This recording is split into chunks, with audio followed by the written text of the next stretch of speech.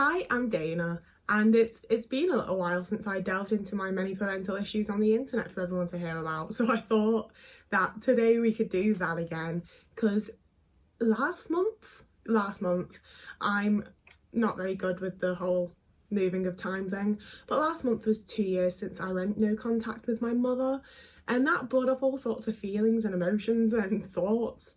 So that's kind of what I want to get into, just sort of like the whole experience of cutting off a parent and how it was for me. And obviously, as someone who is autistic and predominantly talks about autism on this here channel, it will be from the perspective of like, obviously, of an autistic person. And as much as like my experience is my own, and I'm not trying to educate, I'm not trying to tell anyone what to do, it's very much just my experience. I do also very much think that it's not a unique experience just to me, you know. I feel like this is something that other people hopefully have been through. I mean, I also hope that you haven't, because it's horrible, but like it would be nice to not be alone in it, you know. So I'm gonna get into it and give you the bit of a background and then kind of what happened and then how I've been feeling about it and how I've dealt with things and how things have been. If you've been watching my videos a little while, you will have heard a lot about my childhood, and it was kind of difficult. I was very often emotionally neglected, and I don't like saying that I was like emotionally abused by my parents, because I do very much think it was unintentional. I do very much think it was that, you know, they were overworked, they were very tired, they were stressed, like they had all sorts of their own issues going on. But they also just weren't nice to me as a child and definitely caused a whole bunch of issues that I shouldn't have needed to deal with. From being a very, very young child, I was very much expected to just deal with things myself. I was expected to cope with all of my own emotions, regulate my own emotions. It never felt like I was allowed to have any sort of issue, you know? Any sort of issue that I had just annoyed my parents. Like there was a good chunk of time where I was experiencing excruciating stomach cramps and throwing up before school when I was maybe like 8 or 9, and I kept having to go to the doctors because like I was having to stay off school because I was throwing up and having these stomach aches, and no one could find a physical reason that this was happening to me, so my parents just told me to stop faking it. And I was like, how would I fake this? How would I fake being doubled over in pain and then throwing up? I don't know how I would. But because there was no physical reason, they just told me to stop faking it. And that was, you know, that feels like it's quite indicative of a lot of my childhood, where they were just like, well, we don't see the issue, so you don't have an issue, stop pretending. And on the rare occasion that they could see that I did have an issue, it was very much, well, fix it or go and deal with your emotions alone. I was constantly sent to my room for any sort of emotional outburst that I had, whether it was that I was too excited, too sad, too angry, whatever emotion I was experiencing. If I started to display it and have like a strong emotional reaction to anything, I was sent to my room to calm down. And the thing with that is that I was never shown any ways to calm down. I was never taught any ways to regulate. I didn't know what I was supposed to do. I'd just go to my room and cry for a really long time and then eventually be bored of crying and either go back to the situation or like watch a video or read a book or whatever, you know? And that's where we come into the stuff that's like I say, I don't necessarily want to say that my parents were abusive, because I think that most people who say their parents were abusive had a much more traumatic ordeal than I did.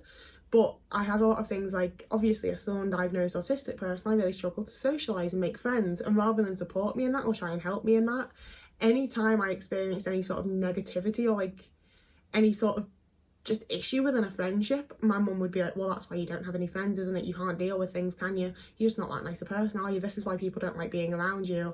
And similarly, if I didn't want to do the chores that she'd set up for me, if we were having some sort of an argument or whatever, she'd be like, and this is why people don't like you, this is what's wrong with you, I don't even like you, you know? Like, she would say some horrible, horrible things to me that when I brought them up in years later, absolutely never happened. She would never say that, she never did that. And when I talk about my childhood and teen years, you will probably, if you've been around, you'll notice that I talk about my mum much more than my dad. And my parents were together throughout this time. Like, my dad was there in the house for like 99% of the time that I spent as a child. He was trying to set up his own business, doing hypnotherapy and Reiki and other alternative therapies. And it's the thing of like, I understand that it must be very stressful to be setting up your own business when you have a family to support and everything. But also, my main memory of my dad from like birth until when he died when I was 18 was that he would be in his office playing Mahjong, like the tile click game on his computer. He played that game hundreds upon hundreds upon hundreds of thousands of fucking hours, you know? Like, me and my mum would be like, do you want to come out on this like day trip with us? No, he's playing Mahjong in his office. You know, my dad was physically there throughout my entire childhood and teen years. Emotionally, almost nothing. I would occasionally, especially when I was younger, I would sometimes get to have like really nice times with him where we'd like go on a walk and we'd go for a drive and he'd tell me stories of his youth and growing up in Denmark and stuff like that.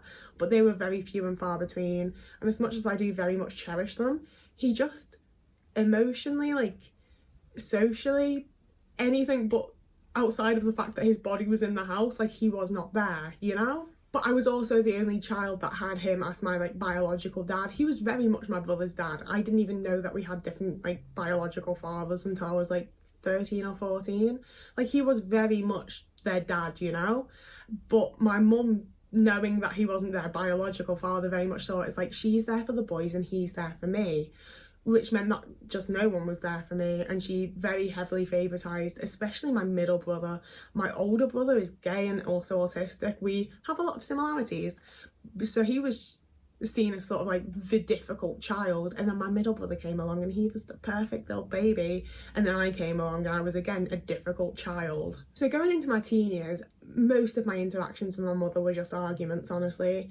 There were a few times that I had like relatively nice moments with my dad when something really horrible had happened. Like at one point one of my friends tried to leave the world. I don't know how like censorship works on YouTube at the minute. I don't know what I meant to say. They tried to kill themselves, and I found out at like 2 a.m. and went into my dad's office where he was playing mahjong just like sobbing. And at this point I don't think my dad had seen me cry in probably like 6 years, so he was like, holy shit, what's wrong? And I was like, this just happened. And he gave me a big hug and then was like, why don't you go to bed and sleep it off? So throughout for as long as I could remember, I'd always said I'm moving out when I turn 16. That is the youngest that you're able to like move out in the UK. Like societally, that's sort of the message that I got as a child, was that 16 is the absolute youngest you're able to move out in any capacity. And I was like, that is what I'm going to do. I don't want to be around these people, living in this house, living with these people. Sucks. I don't like it at all. And everyone laughed at me and was like, yeah, sure you are. That's going to be really hard. You're not going to be able to do that. But at 16, I met a man who was very similar to my parents in a lot of ways. And I was able to move out with him because he was 21 and totally not grooming me. That's one for a different video. So I did get to move out at 16 and immediately got dropped into the sort of housewife role. You know, I was cooking, I was cleaning, I was making sure his dinner was on the table when he got home. I was trying very hard to sort of fulfill the role that my mother had fulfilled in the house and raised me to like think that I needed to also fulfill. You know, like so many of our arguments and the things that she got annoyed at me for was not doing chores, not cooking, not doing this and that around the house. And I was always very like, well, my brothers don't have to and dad doesn't have to, so why the fuck do I? But all of that messaging from a very young age totally played into why I just moved out at 16 and was like, yes, I will cook your dinners, I will clean the fucking shit stains off your underwear, you know? Like, I absolutely just stepped into the housewife role. But it meant that I was out from my parents. And this was also at a point where my dad was moving out and like, they didn't like have a big official breakup, and my mum was always like, no, he is my soulmate. But he had moved out and he died pretty soon after. Like, to be fully honest with you, oh, I've got my timeline wonky because there were like maybe like 6 months, I want to say, that I was living with my dad after he had moved out and I was having to be his carer, and then I moved in with my partner. But yeah, I got out of there as like pretty much as quick as I could, and I think it shit both my parents up a little bit. So they both started trying to like sort of repair their relationships with me and lure me back in and be like, oh no, let's try this and let's try that, let's do this together, let's go here. And I do think that from my dad's side it was genuine. I think that he had quite a wake-up call, and it's one of those things where we found all sorts of like paperwork and stuff in his house that led us to believe that he knew that he was going to die fairly fucking soon, you know? So I do wonder if he was like, shit, I'm gonna die, I'd better like make things up with my kid. And to a point he did, you know? A lot of things were very frustrating. We had a lot of like very circular conversations where I'd be like, well, why did you do this, and why did you let this happen, and why did this go ahead? And he could never give me any sort of reason. He would just say he was sorry, and at the time that massively pissed me off. I was like, no, I want a fucking reason. But as an adult, having done some things that I don't necessarily like have a reason for, it was just the only option that I saw at the time. I'm much more understanding of that, and I'm like, yeah, there's totally things that if someone asked me why did you do that, I wouldn't be able to tell them why. I would just be able to say sorry. So after my dad died, it became the whole like family pulling together to grieve together and get through this as a family, and it just felt so incredibly fake, because like anytime I cried, anytime I got upset, everyone would get really awkward and leave the room and I would be left to grieve on my own, you know? Like there wasn't like this family mourning time, there was all of us dealing with it in different ways, and all of us completely like isolating each other to not have to deal with it together because we did not show each other emotions. But the thing is that throughout my entire life, my mum had always pushed that she was a good mum. Like, she told us all the time that she was such a good mum. She put food on the table, she put clothes on our bodies, she was a fantastic parent. She always gave us everything we needed physically, to a point. But you know, it was all very, very normalised to me, and I did think that I was very lucky to have the family that I had, and the way that we all like really like supported each other and stuck around for each other, you know. And we didn't. It was a complete lie. And as we progressed from my dad's death, and I was being suckered more and more into like, no, but we're family, family's really important, you've got to keep your family nearby, because I don't have a dad anymore, and that's terrifying. So I'd moved over into a house that was nearer to her, and I'd started going to see her every single day. And it's one of those things that just sort of happened. Like, there was no agreement that I was going to start going and seeing her every single day. It just became the expected thing. So of course I did what was expected of me, and it sucked. I would go up every single day and we'd sit there with a cup of tea, and my brother would say something that really pissed me off, and then they'd have like a little racist rant together, and then my mum would be like, and these people that think that you should use they them pronouns, and then they'd have another little racist rant, and then they'd just like, you know, like, it was either completely disinteresting bollocks that they were talking about, or it was like, what do you mean people deserve human rights? Like, it was just constantly stuff where I was either cripplingly bored or having to massively bite my tongue to not have an argument, or when I didn't manage to bite my tongue because I'd be like, yo, like, that's a really shitty thing to say about people, and then suddenly I'm involved in this massive argument where they're saying things that I think completely go against being a person. You know, I can't believe that someone would think those things about other people. Never mind my family that moved to a different country at one point and expected everyone to be nice to them, you know? But they were my family, and family's so important, so I just kept going and kept doing it. And the longer I kept going, like, this was over multiple years, and the more that I kept going, the more things popped up.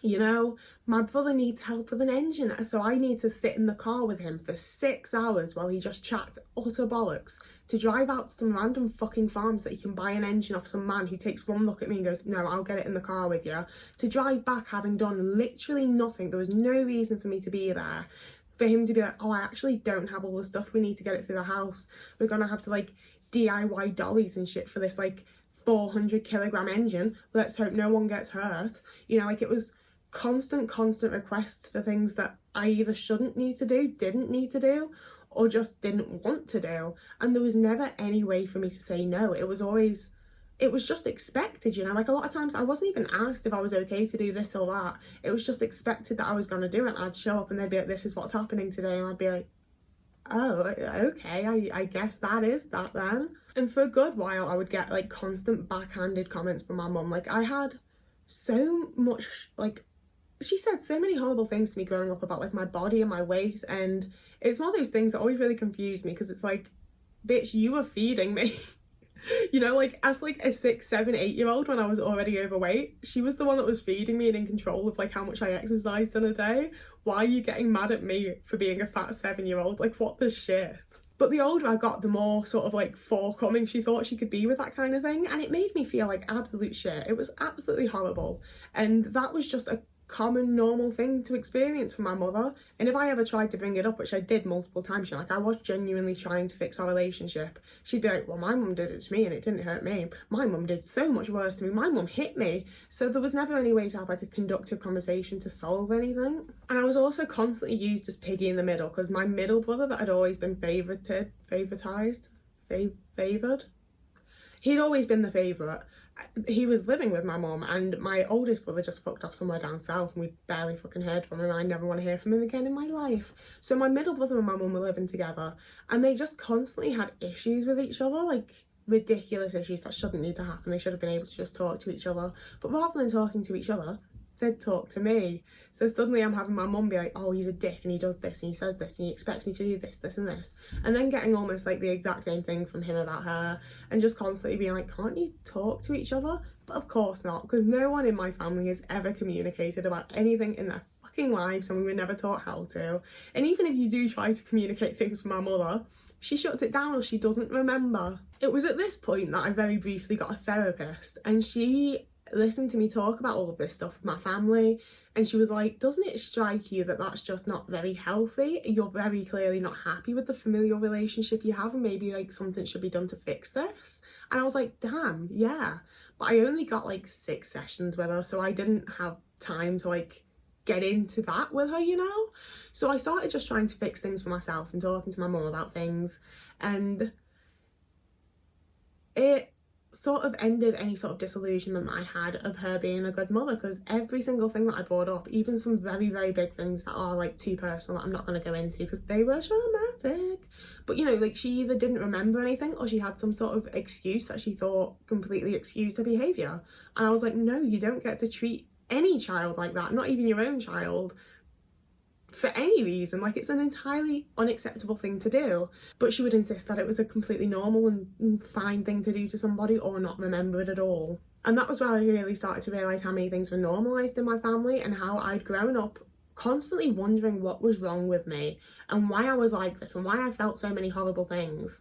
And obviously some of it was the undiagnosed autism, but a good amount of it was also just that they weren't fucking nice to me, and so many things in my childhood were traumatic and were just brushed off, and so many things that perhaps if they'd been reacted to in an appropriate way wouldn't have needed to be traumatic was because they weren't treated in an appropriate way, and I wasn't treated in an appropriate way for a child, you know? So I was really starting to think that the relationship we had wasn't sustainable and that I needed to fix it.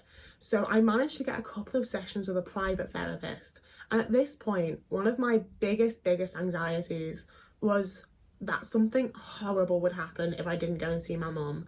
And looking back, I'm very aware that the thing I thought would happen was that she would blow up on me. Like, I would have her screaming at me again like I did as a teenager, which, you know, it really fucking scared me. It was a really scary thing to go through. She screamed at me all the time. Like, it was a running joke that when my mum was shouting at the kids, you could hear her from the end of the road. And it's like, okay, but imagine being like 10 years old and stood right in front of her. It's scary. So I was really scared that, like, I couldn't verbalize it, you know. I couldn't figure out what it was that made me like freeze up in total fear when I thought about not going to see my mother for one single day. But I had this severe anxiety around it. So my therapist was like, don't go and see her tomorrow, just go out and have a nice little day with your girlfriend, just don't pay attention to anything, don't deal with anything. That was another one. I'd like recently broken up with my boyfriend, who I'd been with for like 6 years at that point, and she'd just been like, oh yeah, I never liked him, some of the things he did to you were quite abusive. And I was like, you couldn't have said that when I was a 17-year-old being abused by a 22-year-old. You're bringing that up now when I'm like 25 and telling you that I've broken up with him? Like, really? But I listened to my therapist, and I went out and had this nice cozy little day with my girlfriend, and we'd gone on like a little double date in the evening, and we were seeing her friends off on the bus that we'd been on the date with, when my brother phones me. And he never fucking phoned me. Like, I barely had any contact with him, even though he was literally sat across from me every single day when I went to see my mother. He was just racist and a liar and horrible. I didn't like him. So him phoning me, I was very like, the shit is this? And he's like, how was mum when you came to see her today? And I'm like, I didn't come and see her today. It's the first day in like 3 years that I haven't been up to see her, actually, so I don't know. And he's like, well, she's not here. And I'm like, what the fuck do you mean my mum's not there? You know, like, all of the anxiety I'd had that something horrible was going to happen if I wasn't there for one day comes right back up, and I'm like, the fuck do you mean she's not there? And, you know, we start calling friends, we start talking to other people, we can't find her, we don't know where she's gone. This is completely out of the routine for my mum, this is completely out of the ordinary, you know, she sticks to a routine, she is never out of the house at 10 p.m. at night. Like, no, this has not happened in like over a decade. So then we start phoning around hospitals, we find out she's in a hospital. They don't know what's wrong, she just sort of showed up and was very confused and out of it and didn't know what was going on, so they put her onto a ward, and we could go and see her the next day. So we drive down, me and my brother, and, you know, like, at this point, we knew that I was autistic. My family didn't really, like, acknowledge it as such, but they knew, and I knew, so I was trying to accommodate to myself more and be kind of more understanding of myself. And beyond being autistic, I've always had really fucking bad anxiety, you know, like I mentioned, I started having like stomach pains and throwing up before things that made me anxious as a 7-year-old, and they could never find a physical reason for it. Like, I've always had very bad anxiety, so I very much thought that we would either go in together or he would go in. So when they said that only one of us could go in, I was like, there we go. And he was like, well, I'm gonna have to stay with the car. I was like, The fuck do you mean you have to stay with the car? I can stay with the car. We're parked. We are parked in a parking area. I can stay with the car. And he's like, no, because it actually, I might need to move the car actually. So you're gonna have to be the one to go in. My brothers are 8 and 9 years older than me as well, by the way.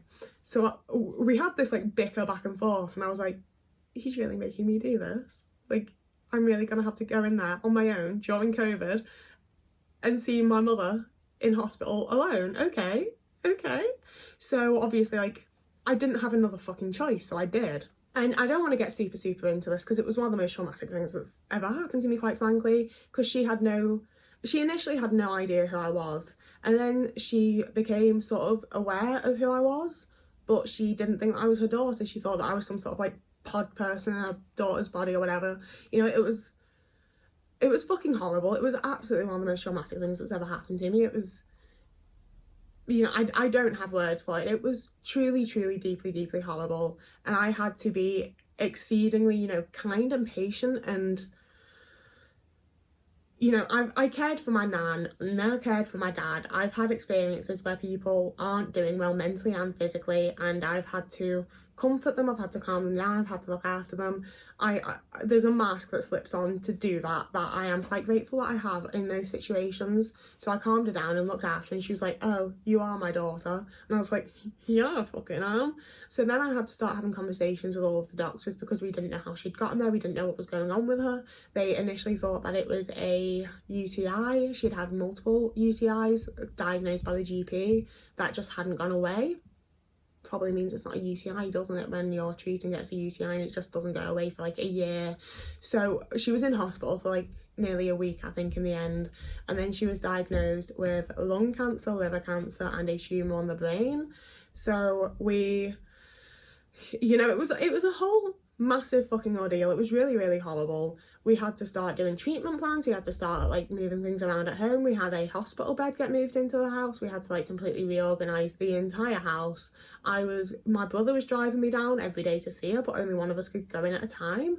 And there were some times that they let us both in, like when they told us that she was diagnosed with cancer. But for the most part, because of COVID and everything else, only one of us were allowed in at the time, which, fine, I'm not mad at the hospital for it. I'm mad at my brother making me be the person to go in every single time, knowing how anxious I am about even just going to the shop, you know? During this time, I'd also, like I said, broken up with my long-term partner, so I was having to look at how to move out of my house, how to move out on my own, how to sign up to get universal credit for the first time in my life, because he'd always been earning too much money for me to claim.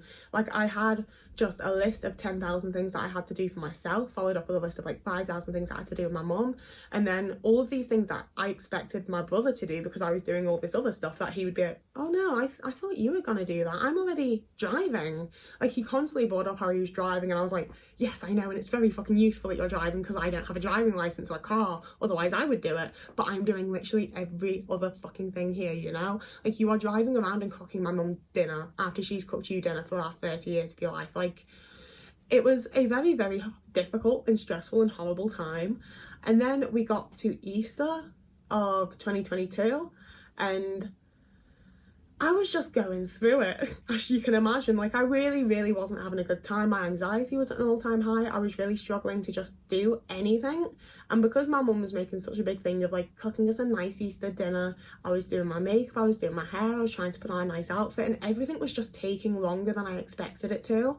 And I think I was 40 minutes late in the end, and as I was walking up to get to my mother, she phoned me for the 4th time and was like, where are you? Dinner's about to be burnt because of you. Like, really just shouting at me, and I was like, I am literally at the end of your street, okay? I've given you consistent updates. I told you I was going to be late. I'm doing my makeup, I'm trying to get ready, I'm trying to like have a nice fucking day, and you're not making this easier for me. And she was like, oh, well, do you think it's easy for me? So the moment I walked in the front door, she just started shouting at me, and she was sat like blocking me from like moving through into the kitchen. So I only had like, you know, I walked in and she was there and she was shouting at me like she did when I was a fucking teenager, like absolutely just going off, calling me all sorts of names, just being really fucking horrible, and being like, don't you think about anybody but yourself? Have you ever thought about me for a change?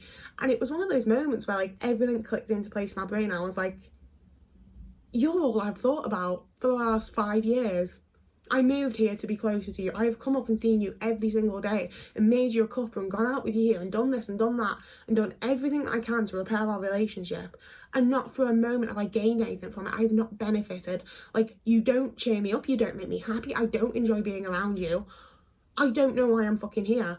And now I'm having to deal with like my own 10,000 things, your 10,000 things, his 10,000 fucking things. I'm trying so hard to deal with all of it. And you're just asking me if I've ever thought about anyone but myself. Like, are you for fucking real? And she like vaguely listened. She didn't shout through all of it.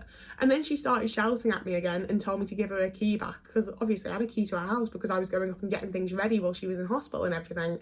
I'd already had a key to her house for a little while before that because I was constantly helping out and doing things for them. So that was very much just the final straw for me. I got my keys out. I took the key off my keyring and handed it to her, and I walked out. And that was the last time I saw my mum. She messaged me once about 2 months later asking if I wanted to go for a coffee at Tesco's, which maybe I'm just being petty, but it really pissed me off. I was like, you're not even going to invite me to a fucking coffee shop? You want to go to the Tesco cafe? Like, not even Costa, like, really? Really? And I think she messaged me like for Christmas or something. Like, no, it was when I went to Manchester to see Reece Darby with a friend. I got a message from her that one of the other cancers had been cured because she'd already had the brain tumour removed while I was still going up and looking after her and stuff. So, like, I'd had to go through my mum having brain surgery, you know? Like, I understand that will have been more difficult for her having the surgery, but it really wasn't fucking easy for me either. And I had no support. I had no one helping me out. You know, I had my really, really abusive partner that I'd just broken up from and was trying to move out from. So obviously he was being an asshole. I was with my girlfriend at the time and she was just so caught in her own stuff that, like, I received no fucking support. And she'd be like, oh, I really wish I could support you more. And I'd be like, please do. And nothing would happen, you know? So I was very much dealing with, like, everything on my own. I just couldn't do it anymore. And it's the kind of thing where there's definitely more, but this video is already getting super long and I am not yet done. Because at first I was fucking devastated, you know? I was like, I've basically, like, obviously I haven't, because she's not dead, and it is worse to have a dead parent than to cut off your parent, in my opinion. Not that, like, it matters, it's not a competition, but, you know, like, I felt like I'd essentially just become an orphan and no one cared. I didn't have any sort of support. I had to deal with it entirely alone. So I spent a lot of time just crying and being like, why doesn't my own fucking mother like me? Like, surely out of everyone on the planet that comes across me, my mother is the person that should like me. And I blamed myself for, like, a whole lot of things and was like, oh, well, if I'd done this differently and if I hadn't done this and if I'd been more like this. But, like, the truth of it is that it doesn't matter how I was. Like, she would have treated me like that no matter what. And it's not an appropriate way to treat people. Like, there are other things that she did, but like I said, this video is getting long and I don't want to just shit talk my mother, because I do still have... I've gained a lot of empathy and sympathy for her, because I did for a long time have the whole thing of like, well, you chose to, like, pop me out. And to a point, I still stand by that. She did choose to. Like, she could have not, you know? I was born in 1997. Like, it's not like it was the 60s where it is purely what's expected of you. And she already had 2 children. Like, she didn't have to have me. She could have made the choice not to. But I also do think that she's undiagnosed something, you know, whether she's undiagnosed autistic, which would be likely because obviously me and my oldest brother have different dads and are both autistic, and there are studies that heavily suggest that it's a genetic thing to be autistic. Whether it's more on the narcissism side of things, I don't know what she has going on. But my whole family very clearly have a lot of mental stuff going on, and I'm sure that I would do a much worse job of raising a child. Like, that's one of the things is when I've talked about this online before, a lot of people have been like, you think you could do better? And like, no, I really, really don't, and that's why I'm not going to try it, you know? But I mean, I think the main thing at this, like, it's been so long that I feel completely sort of like disengaged from her, you know? Like, I have to really look back and think about it to be able to remember the times that I was genuinely, like, devastated over what had happened. I was really, really fucking cut up over it. I was crying, like, multiple times a day just out of nowhere when something would remind me of my mum or something we'd done together or whatever else. Like, it really, really broke me up a lot. And especially, like, the first Christmas and the first birthday where, like, I didn't even get a message, you know? Like, as far as I'm aware, she just forgot about me, just stopped thinking about me. I don't know. that was killer. You know, it really fucking broke my heart. It really fucking hurt. I was like, you're the one person that's supposed to love and support me through anything. I don't have another parent. Like, my dad's dead, you know? And obviously I know lots of people have to cut off both parents, and lots of people, you know, all sorts of situations happen. I'm not saying mine's worse than any others, but it really fucking sucked to be like, oh great, my dad's dead and now I'm stuck with this parent that I can't even have a relationship with because they don't have any sort of respect or empathy for me. I had a whole lot of like anger that my brother is objectively a worse person than I am, you know? Like, he lies a lot, he steals, he's just generally not a good fucking guy. And he's the one that gets my mum's love. He's the one that my mum's like, oh no, he's a perfect summer child and we love him forever and always. Like, he gets that. Meanwhile, I'm out here actually doing everything that I can to try and be a good person, try to help her out and try to do the right thing. And I get literally like less than nothing for it, really. Like, that made me angry for a long time.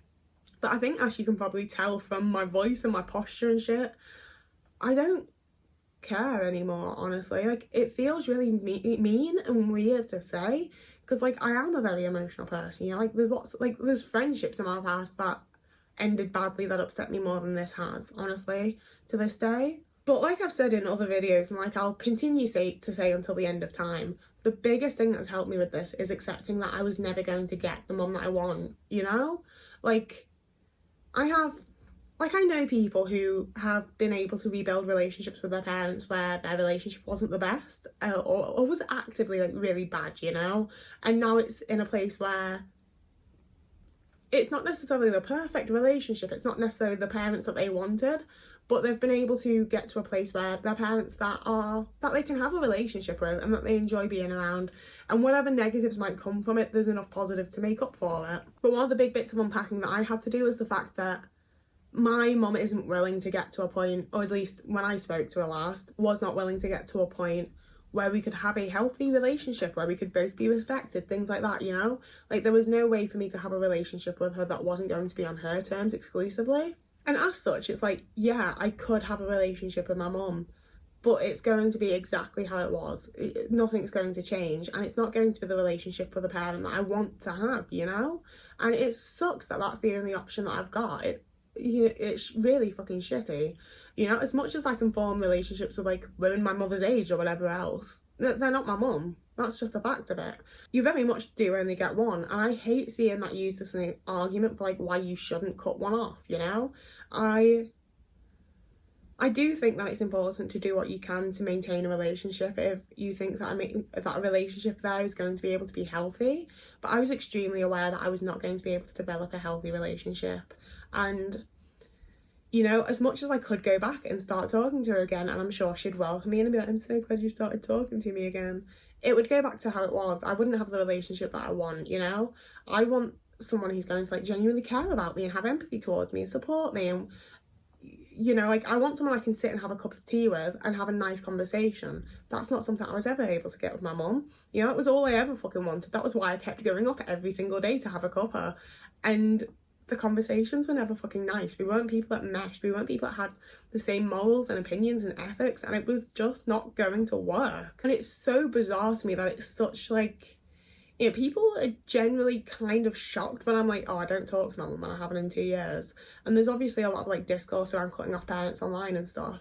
And it's just kind of wild to me, because in any other relationship, if you said like, we don't mesh on any level, we don't have the same like moral opinions, we don't have the same ethical opinions, we don't like any of the same things, we are just completely different people, people would be like, well, you don't have to have a relationship with them. But when that person's your parent, everyone's like, but blood, but family, but this. I'm like, no, there is nothing there. I don't understand how I'm related to these people. Like, I think the way that I was able to get over it, like, I would say honestly that I'm basically over it. I say basically because I'm very much like, yeah, it sucks, it's really fucking shit, I would love to have a mum, but I don't, and that's not about to change. And I'm honestly doing much better not having a mother than I did having my mother, you know? So I'm not like super over it to the point of like finding it funny, but I'm over it enough to be like, I'm not upset, I'm not really particularly, you know, when I really think about it, I can be like, oh, there's anger there, but it's not like something that's constantly at the forefront. It's not something that affects me in day-to-day life, you know, like I'm over it, basically. I do think that the main way that I've done that is by constantly thinking about things, constantly like I know that overthinking and playing things back and ruminating on stuff or whatever seen as like a super negative thing, but I had so much like gaslighting and brainwashing that she was a good mum with a perfect family, and everyone in my family always tried their best, and it might not have been the best thing ever, but we always tried their best, and that's the most important thing, you know. Like, I had all this like internalized stuff very much past me from my family. And like I say, it was gaslighting. They gaslight me into thinking that we were actually a really great family and this was how all parents were and they'd raised me right and whatever else. Like, I was going to therapy for years being like, oh, I just don't know why I'm like this because my childhood was great. My parents loved me so much. And looking back on things, I don't remember my parents even being around that much when I was a kid and teenager, you know? And when they were around, they sure as fuck couldn't be arsed with me. Like, just being able to like look back on things and reflect on things and see, obviously, nothing's entirely unbiased, everything's from your own perspective, but looking back on things and reflecting on things and being as factual as I can about things has definitely helped me to get to a place where I'm okay with it, you know? Like, it is the kind of thing that I think is just about giving it time, but also not letting it sink to, like, I did have it in the back of my mind, I suppose, but not letting it sink out completely, I guess. Like, I just had it there, and every now and again I'd pull it out and mull it over a little bit and then put it back. So it wouldn't upset me, you know, I wouldn't get super deep into anything, but I'd just play a little thing back and be like, oh yeah, I've just sort of like processed that a little bit and understand a little bit more of my life and my childhood and my relationship with my mum. And, you know, doing that repeatedly for 2 years has led to a place where I feel like I have very much processed and accepted a lot of things, and I am able to just accept it and just deal with it and move on and be like, yeah, that's just the way things are. I don't really care either way, you know? And I'll give that I still don't really know what I would do if my mum messaged me and was like, I would like to have a discussion about what's gone on. You know, like, not I'd definitely ignore a message if it was phrased like that, but you know, like, one of the things that has definitely made me, I don't want to say jealous, because obviously if you've cut a parent off and they keep messaging you, it's a constant like emotional turmoil, emotional upheaval. I don't think it's better to have them constantly contact you, but there's like the inner trauma thing of like, well, it'd be nice to know she fucking cares, you know? Like, at least if she was texting me once a month and seemed like she like gave some sort of a shit that I wasn't talking to her, at least it'd show she cared. Whereas like I said, I've gotten like 2 messages in 2 years. They were both, one was a shit meetup and one was just purely about an update on her. Like, at least, not even at least, that's not what I mean. It's very much just like the inner trauma thing of like being kind of jealous that other people's mums at least care enough to contact them, while also being very aware that that's actually horrible, and I would definitely feel much worse and have a much harder time dealing with things and getting over it and processing it and accepting it if she was doing that. I think it's also very helpful that I've been through like extremely difficult things while not having her in my life, you know? Like, one of the things that she said to me when we had like the big argument that made me walk out the house and not talk to her again was, what are you going to do without us? And I was like, what do you mean, what am I going to do without you? You know, they constantly had this thing of making it feel like they were doing so much for me when I was actually doing a hell of a lot for them, like my mum and brother.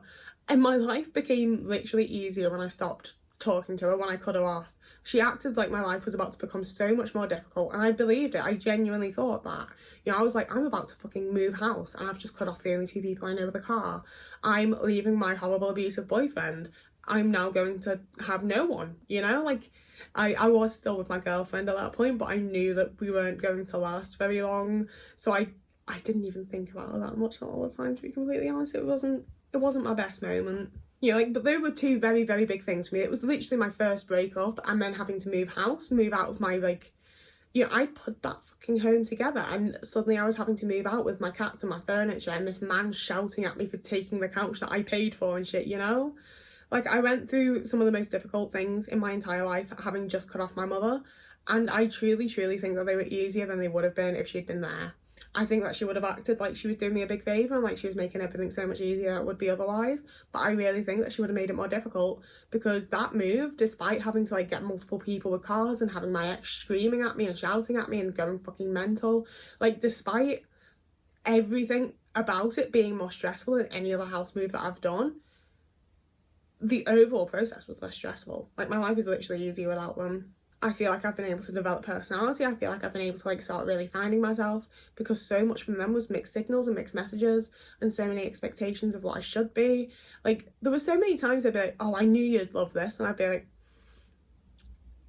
sure I do. And it'd be shit that I hated, you know? Like I was just so unseen and unknown, and they truly thought that they knew me so well, and that like, you know, it was just a bizarre relationship that I'm honestly happier and healthier to be out of.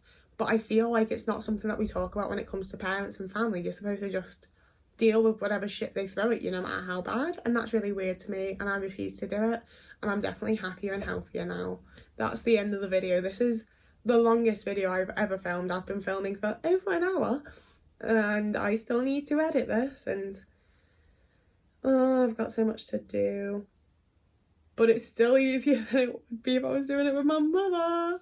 So yeah, I don't make content this long very often, and I also, you know, I'm reluctant to make this type of content because I do feel like I have to do the whole like 25-minute preamble of what it was like to grow up with my mother and what my like relationship with my dad was like and how we were raised and stuff. Like I feel like I really need to provide context. I don't know how to do that without it taking up like the first half of the video, you know? I also find it quite difficult sometimes to just know what to say, because I am like, yeah, it was a big relief. My life's easier now. Everything's better. When I feel like a lot of people's parents are abusive in ways that are actually helpful to them in order to like make them keep them around and stuff. It's just another one of those, like always, where it's like we're different people with different experiences and different things go on. But as always, I hope this has been helpful or useful or relatable for somebody. It's a very long one, so thank you very much if you've made it this far. If you like me and like this video and you haven't already, it'd be really cool if you wanted to subscribe and maybe like the video. I love it when people do that. I'd also love it if you commented. I feel bad asking people to comment sometimes on videos like this, because I don't want to be like, tell me your life story, tell me really deep personal things, go on, tell strangers on the internet personal things about you, you know? But I also like, I'd love to know if other people relate to this kind of stuff, because cutting off a parent is so individualised and it is so unique to everyone's situation, everyone's upbringing, everyone's current life. Like there's so many differences that go into it that I don't feel like I've ever really found anyone that I was able to relate to in this subject matter. So I would love it if you did relate and told me bits, but also don't feel any pressure, don't feel like you have to. I know that you know that I don't answer comments 99.99999% of the time because it terrifies me. I get how scary it is to comment on stuff. There is no pressure, you don't have to, but I would really love to hear people's thoughts, preferably on their own situations and not mine, honestly. I know that I've told you a lot about mine, but it is very personal. But I have also put it on the internet, so you can say whatever the fuck you want, to be honest with you. So if you liked it, you can like and subscribe. You can also follow me over on Instagram and over on TikTok for more content that's more regular and stuff.